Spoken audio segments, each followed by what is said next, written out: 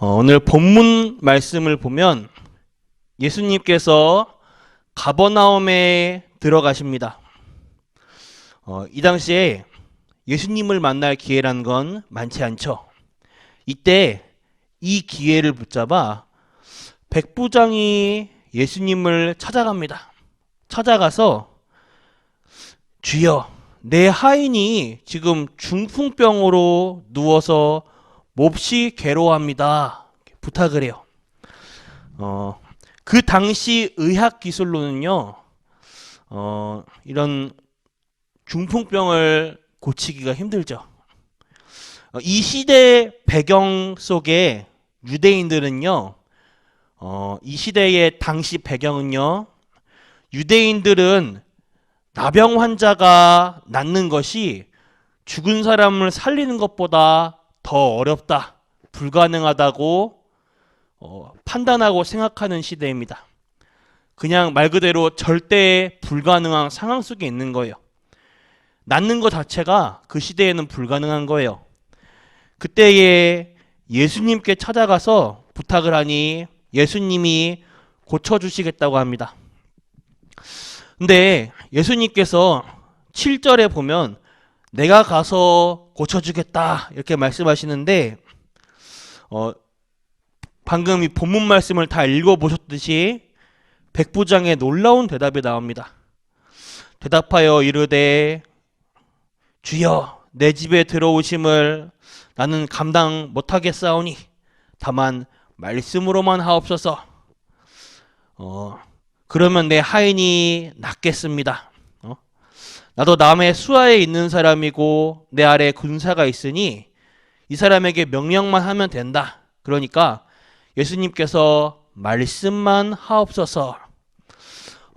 백부장은요, 유대인이 아니에요. 여기 나오는 요 백부장은 유대인이 아니라 이방인입니다. 헤로데에게 속한 군인 중에 한 사람이에요. 그런데요, 오늘 유대인도 아닌 이방인이 정확한 언약을 붙잡고 있어요. 절대 불가능 속에서 절대 가능의 응답을 붙잡습니다. 예수님께서 보고 놀라십니다. 야, 이런 믿음을 본 적이 없다. 네 믿음대로 될지어다. 그 시에, 그 시간에 즉시 하인이 나아버립니다. 하나님을 안 믿는 사람들이나 대부분 사람들은 모를 것이에요. 하나님 말씀 붙잡았는데 그 시에 옆에도 없고 저 멀리 있는 하인이 나아버렸어요. 언약 속에 있는 사람입니다. 오늘 제목 언약 속에 있는 사람이에요. 본문 말씀 보면서 우린 백부장의 믿음을 볼 수 있습니다. 도대체 어떤 믿음을 가져야 하는가? 오늘 본론 세 가지로 말씀드리겠습니다. 첫 번째는 하나님의 절대 주권을 믿는 믿음이에요. 이스라엘 백성들이 출애굽을 하여 저 광야 사막으로 갑니다. 광야에서 근데 죽은 사람들이 누굽니까? 하나님의 뜻을 발견하지 못한 사람들은 다 죽은 거예요. 어찌 해야 합니까? 광야에서 어려움이 왔을 때 어떻게 해야 해요? 홍해에 가로막혔어요. 출애굽 430년간 애굽의 노예로 종살이하면서 우상 신전 만드는데, 사단의 작품을 만드는데 그 노예로 430년간 비참하게 일한 이스라엘 백성들, 정신적으로나 육신적으로 얼마나 비참해요. 거기서 빠져나오게 됐는데 룰루랄라고 감사하며 가고 있는데 웬걸 앞에는 홍해가 가로막혀 있어요. 뒤에를 보니 애굽 군대가 이스라엘을 죽이려고 대군이 쫓아옵니다. 그 상황 속에서 야, 우리가 홍해에 빠져 죽으면 하나님이 건지실 거야. 만약 하나님이 건너주지 않아도 우린 이 홍해를 헤엄쳐서라도 건너야 돼. 이렇게 해야 되는데 그 당시에 이스라엘 백성들이 뭐라고 했습니까? 야, 우리가 애굽에 있으면 잘 먹고 잘 살 텐데 돌아가자. 이 모세 말고 그냥 다른 지도자를 세우자. 다시 노예되자. 이스라엘 백성들이 거의 다 그 문제 속에 갑작스러운 그런 상황 속에서 틀린 결정을 하죠. 이 사람들이 다 광야에서 장례식을 치릅니다. 정확한 언약 붙잡으시길 바랍니다. 오늘 예수님께서 물으셨어요. 여러분들이 지금 가지고 있는 많은 일들 중에 오늘 백부장의 믿음을 보시길 바랍니다. 이런 믿음이면 돼요. 백부장이 뭐라 말하냐? 예수님 아니에요. 오실 필요 없습니다. 다만 말씀만 하옵소서. 예수님 너무 놀라죠. 야, 이스라엘에서 이런 믿음을 가진 사람 본 적 없어. 보통 사람 같으면 예수님이 오신다니까 예수님 고쳐주시면 너무 감사합니다. 같이 가시죠. 이러면서 예수님 이렇게 모시고 이렇게 했는데 그럴 필요도 없습니다. 말씀만 하옵소서. 이 정도면 어마어마한 믿음이죠. 하나님의 말씀만 붙잡고도 이길 수 있습니다. 백부장은요, 하나님의 말씀에 절대적인 신뢰를 가진 자예요. 하나님의 말씀을 절대적으로 붙잡았습니다. 하나님의 말씀을 절대적으로 신뢰하고 붙잡는 하나님의 절대 주권을 믿는 믿음 속에 있던 자입니다. 두 번째로요, 하나님의 절대 방법인 그리스도를 아는 믿음입니다. 이 백부장이요, 참 놀라운 게 유대인이 아니고 이방인이거든요. 그런데 그리스도가 누군지를 알고 있는 거예요. 예수 그리스도의 내용과 그 권세를 알고 있는 사람입니다. 그래서 예수님에게 명령만 하시면 됩니다.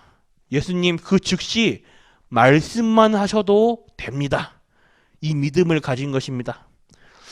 백부장은 말씀만 하옵소서라는 언약을 알고 있는 사람이에요. 하나님의 방법인 그리스도를 알고 있었단 말입니다. 실패할 수가 없죠. 그 당시 나병 환자는 죽은 사람이나 다름없었어요. 그런 절대 불가능 속에서 시작을 요한복음 19장 30절 다 이루었다는 말씀, 오직 그리스도로 시작한 거예요. 실패할 수가 없죠. 그 속에 절대 가능의 응답을 붙잡습니다. 오늘 이 언약 붙잡고 힘 얻길 바랍니다. 세 번째로요, 하나님의 절대 계획을 아는 믿음이에요. 하나님의 절대 계획을 알았습니다. 절대 주권, 절대 방법, 절대 계획입니다. 오늘 본문을 보니까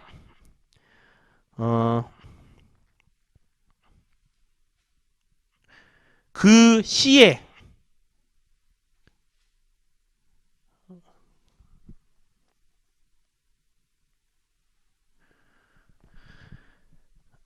그 시간으로 하인이 즉시 나으니라. 이 말이 굉장히 중요한 말입니다. 여기서는 그 즉시라고 되어 있는데 다른 그 시에 그렇게 기록된 것도 있어요. 그 시에, 그 시간으로, 그 즉시 하인이 나으니라. 이 말이 중요한 말이죠. 언약 붙잡는 그 시간에 하나님은 역사하신다, 그 말입니다.